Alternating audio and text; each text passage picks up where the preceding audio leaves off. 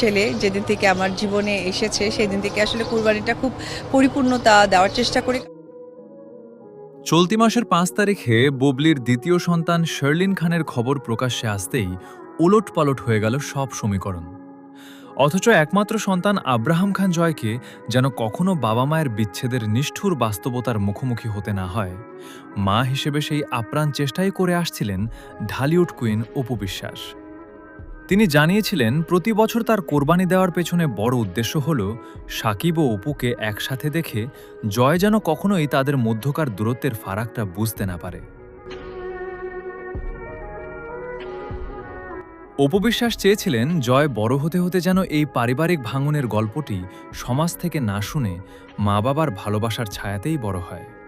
আর এই কারণে শাকিব খানের সাথে নিয়মিত যোগাযোগ রাখা এবং ঈদের বিশেষ দিনগুলোতে নিকেতনের বাসায় জয়ের সামনে শাকিবের সাথে একান্ত সময় কাটাতেন অপু। কিন্তু দিন শেষে মায়ের মনের সেই সুপ্ত ইচ্ছা আর জয়ের সুন্দর ভবিষ্যৎকে এক নিমেষেই যেন বিষাদে রূপ দিলেন শবনম বুবলী। কন্যা সন্তানের পুরো বিষয়টি প্রকাশ্যে এনে গুঞ্জনকে সত্য প্রমাণ করে শাকিবকে ফের নিজের সংসারে ফিরিয়ে নিয়েছেন বুবলী। আর বুবলির এই একটি ঘোষণাতেই আড়াল থেকে বেরিয়ে এলো শাকিবের সম্পূর্ণ ভিন্ন এক জীবন।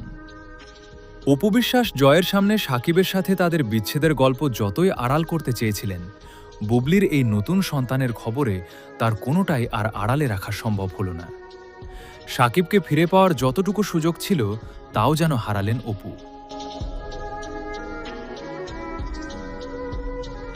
সন্তান জয়ের মানসিক শান্তির জন্য অপু বিশ্বাসের এই লড়াই এবং বুবলির কন্যা সন্তানের আগমনে তৈরি হওয়া এই নতুন সমীকরণকে আপনি কিভাবে দেখছেন জানিয়ে দিন কমেন্ট বক্সে।